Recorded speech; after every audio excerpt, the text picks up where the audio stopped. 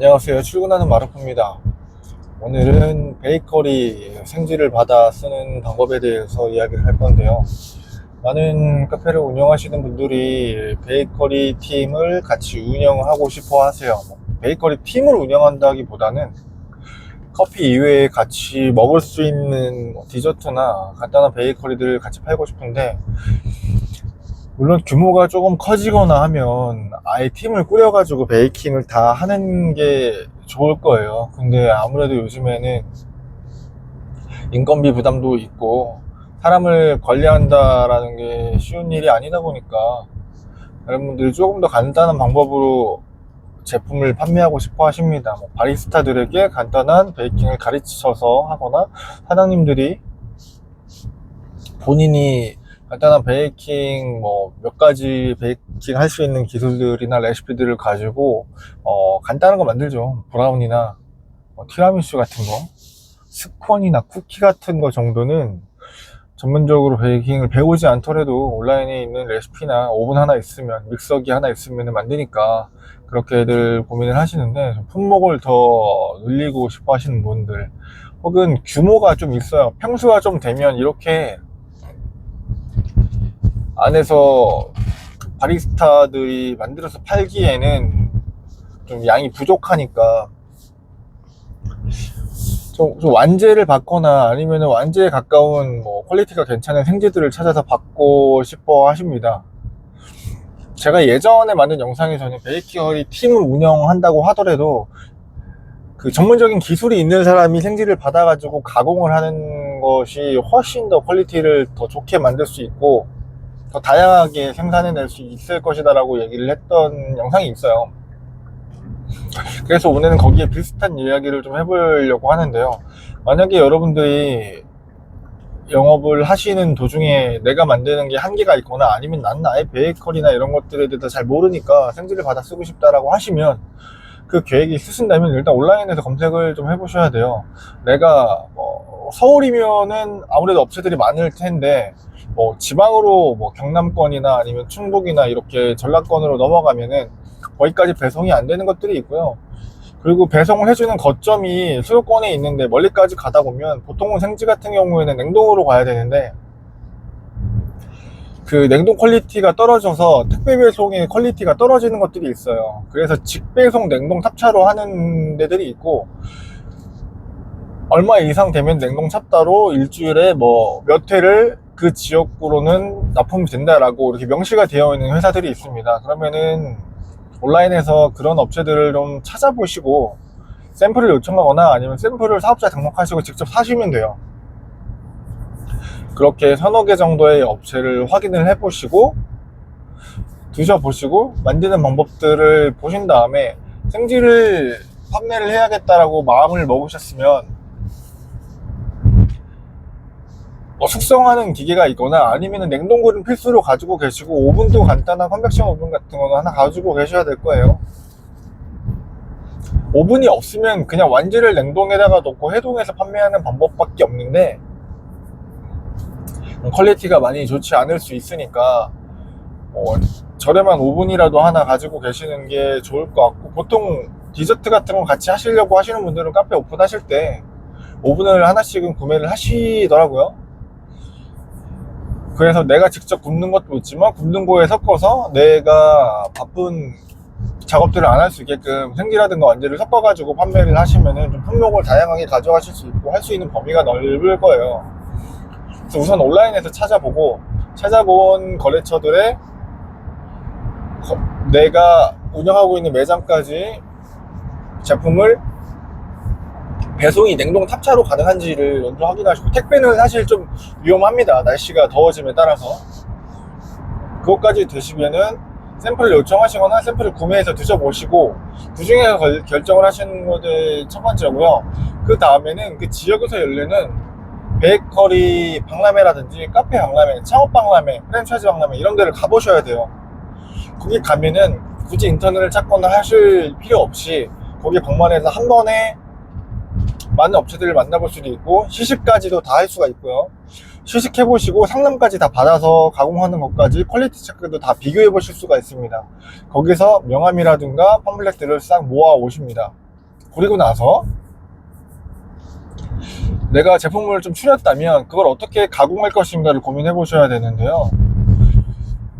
보통 1차 정도 가공을 하죠. 내가 그냥 소금빵을 구매했다라고 치면 그냥 소금빵을 구워서 파는 거랑 그 소금빵에다가 버터를 끼거나 팥을 끼거나 아니면 초코를 디핑하거나 잼을 바르거나 크림을 올리거나 여러 가지 아이디어를 내서 1차 가공해서 판매하는 방법이 있습니다. 보통은 그냥 구색을 갖추기 위해서 여러 가지를 갖다 놓으시는데, 뭐 저는 이렇게 생각해요.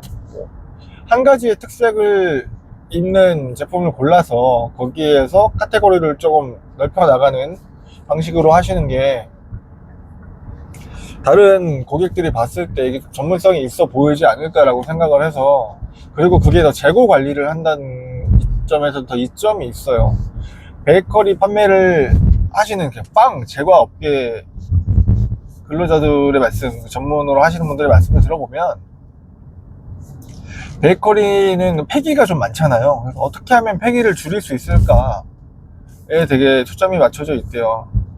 그래서 예를 들면 크루아상이 만들어지거나 기본적인 플레인 제품이 나오면 그 제품을 생산해서 당일 팔 수도 있고, 그 제품을 1차 가공을 해서 다음날 팔 수도 있고 그 다음날도 팔 수도 있고, 이런 식으로 판매 가능한 일수, 그리고 가공해가지고 새로운 것처럼 만들어내는 기술 또한 필요하다고 하더라고요. 물론 그날 만든 걸로 모든 플레이버의 제품들을 다 만드는 게 베스트고 그렇게 하는 회사들이 많을 텐데, 로스를 줄이기 위해서 만들어진 걸 1차 가공, 2차 가공 계속 해가지고 어떻게든 버리지 않고 판매해낼 수 있도록 아이디어를 만드시고 거기에 뭐 창의력을 더해서 쓰시는 것처럼, 생지를 받아 쓰신다고 하더라도 그 생지를 가지고 어떻게 제품을 만들고 그 다음에 또 어떻게 가공해서 팔지, 이런 고민들을 해보셔야 돼요. 그렇게 생각을 하다 보니까 어떻게 하면은 더 오랫동안 잘 팔 수 있는 제품들이 살아남았을까, 이런 고민을 해볼 수가 있겠죠. 그래서 우리가 카페에서 간단하게 볼 수 있는 것 중에 꽤 오래 팔 수 있고, 그리고 뭐 팩이나 이런 로스에 부담이 적은 것들이 유명하게 팔리는 것들을 볼 수 있어요. 보시면은 뭐 마들렌이나 피낭시에를 그렇게 파는 회사들도 있고, 브라우니를 가지고 그렇게 파는 회사들도 있고, 스콘, 쿠키 이런 것들은, 스콘 같은 경우에는 플레인 스콘에다가 여러 형태로 재가공이 가능하죠. 그래서 스콘을 또 많이 파기도 하고 스콘을 전문으로 하시는 그런 매장들도 많이 생겨나고 있어요. 그런 식으로 생지를 받더라도 그 생지를 어떻게 또 가공할지 이런 고민들을 해보시는 게 더 중요할 것 같고요. 브라우니 같은 거 냉동으로 받아 놓으시고 냉동으로 보관이 용이한 것들, 그리고 내가 가공했을 때 갓 구운 것, 갓 만든 것 같은 식감이나 그런 맛을 유지할 수 있는 것들을 테스트 해보셔서 한 종류를 받아가지고 여러 형태로 바꾸어서 다품종으로 만들어서 판매를 하시는 걸 유지해 보시면 좋을 것 같아요. 그냥 카페에서 커피만 팔기 시작하셨다가도 소소하게 집어먹을 거리들을 어떻게든 매장 내에서 만들거나 아니면은 저렴하게 납품을 해서 그런 구성품들이 늘어나는 것들을 볼 수 있어요. 객단가를 올리기 위해서 업무만 팔기에는 좀 한계가 있다고 느끼는 소형 매장들이 많아지다 보니까 그 수요에 맞춰 가지고 되게 많은 베이커리들에서 이런 제조업을 받아 가지고 전문적으로 납품하는 데들이 있거든요. 근데 직접 만드는 것보다 퀄리티가 떨어진다고 생각을 할 수도 있고, 직접 만드는 것보다 일단 받아 쓰는 단가가 비싸요. 그러다 보니까 하나하나가 소중하단 말이죠.